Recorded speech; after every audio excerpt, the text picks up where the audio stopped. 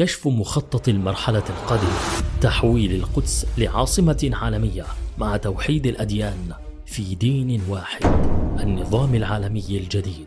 لطالما تغنى الصهاينة بضرورة تحويل القدس إلى عاصمة إسرائيلية لتكون منطلقا لحكومة عالمية موحدة تكون إسرائيل هي الإمبراطورية المسيطرة فيها، تمتد حدودها الجغرافية من النيل إلى الفرات، ويحكمها المسيح الدجال. والآن أصبح هناك توجه ليس بالجديد، لكنه برز بشكل قوي في الآونة الأخيرة، يقوده الصهاينة بصمت، وله علاقة بالحكومة العالمية أيضا، وهو صهر الأديان في دين واحد، أو ما يعرف بتوحيد الأديان في دين واحد يسمى الدين الإبراهيمي. لكن السؤال دائما وأبدا: لماذا القدس؟ لماذا هي بالضبط؟ أليس هناك أماكن أفضل؟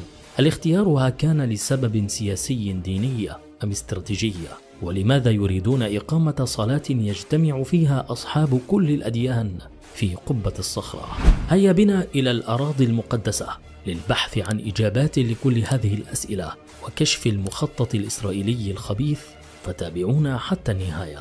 عزيزي المشاهد، التهويد الديني لفلسطين بدأ منذ مدة طويلة، والهدف هو الاستيلاء على المسجد الأقصى المبارك كاملا وفق خطة متدرجة تمتد لعدة مراحل عبر التقسيم الزماني والمكاني الجزئي، ثم تدمير المسجد الأقصى المبارك الإسلامي بصورة تامة، وبناء ما يسمى بالهيكل اليهودي الثالث المزعوم على أنقاضه. وهنا يأتي السؤال: لماذا القدس؟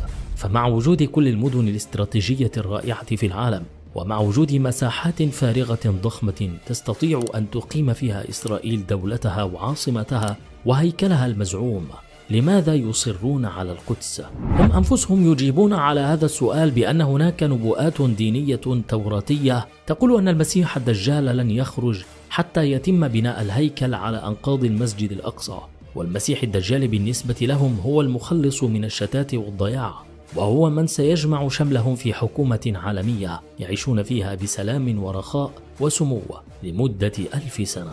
إذن هم يريدون ملكا وقائدا، ولا يريدون نبيا ولا رسولا.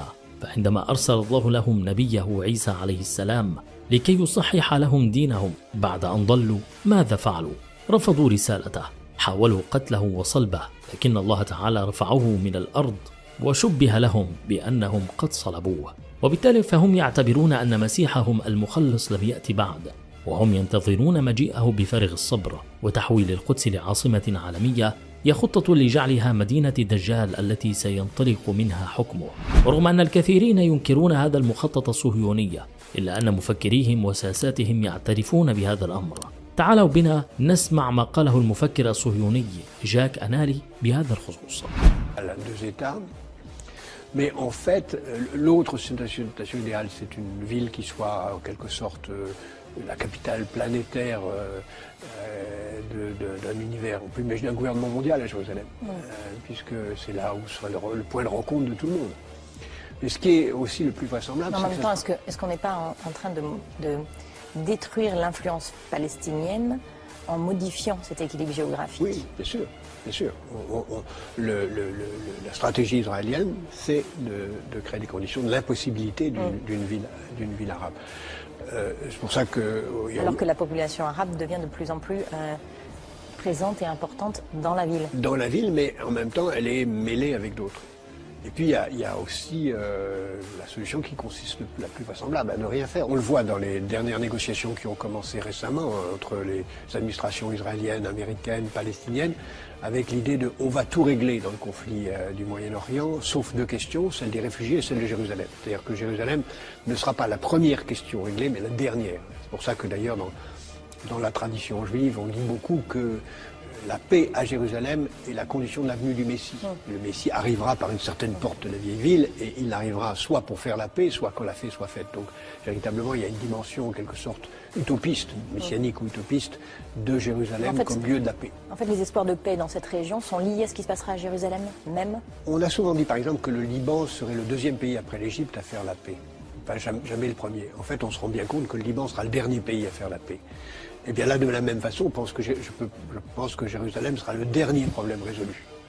parce que personne n'a intérêt à céder, ni les Palestiniens qui ne reconnaîtront pas l'indivisibilité israélienne, ni les Israéliens qui n'accepteront pas. Donc je pense que le statu quo est le plus vraisemblable, même si on peut imaginer, rêver d'un Jérusalem devenant capitale de la planète qui sera un jour unifié autour d'un gouvernement mondial. C'est un joli lieu pour un gouvernement mondial. هل رأيتم كيف هو تفكيرهم إذن؟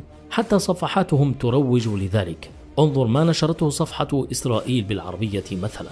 لكن عزيزي المشاهد، هل تعرف ما هي المشكلة التي تواجه الصهاينة لتحقيق مخططهم هذا؟ إنه الإسلام. هذا هو العائق أمامهم. ما دام هناك إسلام ومسلمون لن يتحقق حلمهم، وقد عرفوا أنه من المستحيل أن يقضوا على الدين الإسلامي، فقد فشل كل من حاول فعل ذلك طيلة مئات السنين. لذلك بمكرهم وخداعهم قرروا أن يحاولوا دمج هذا الدين العظيم مع باقي الأديان، وذلك في محاولة لصهره بما يتناسب مع أفكارهم، وبالتأكيد لكي يقنعوا الناس والغافلين منهم استخدموا كلمات رنانة كالسلام والحب والأمن والمساواة. ففي ظل الأوضاع المزرية التي يمر بها عالمنا من نزاعات وحروب وأوبئة وتقلبات اقتصادية، فإن كل شخص يبحث عن حضن آمن يرتمي فيه، وتحاول الصهيونية إبراز الدين الإبراهيمي كذلك الحضن، ويحاولون تأويل آيات وأحاديث بما يتماشى مع أفكارهم، ويعملون على زرع فكرة في الأجيال المقبلة بالخصوص، وهي أنه لا مانع أن يصلي اليهودي مع المسلم والمسيحي، والمسلم يصلي مع المسيحي واليهودي، وهكذا. ويستخدمون رجال الدين باعتبارهم قدوة. الهدف في النهاية هو جعل القدس تحت السيطرة اليهودية التامة من جهة، وتدمير الأديان من جهة أخرى، لأن ذلك هو السبيل لخروج مسيحهم الدجال كما يزعمون. لكن بفضل الله ستفشل كل مخططاتهم.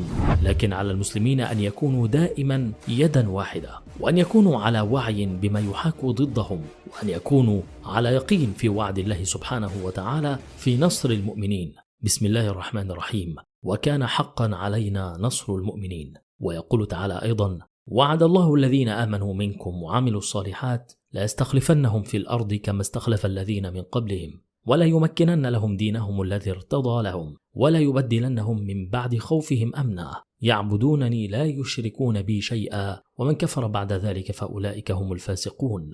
ويقول المصطفى صلى الله عليه وسلم: ليتمن الله هذا الأمر حتى يسير الراكب من صنعاء إلى حضرموت لا يخشى إلا الله والذئب على غنمه لكنكم قوم تستعجلون.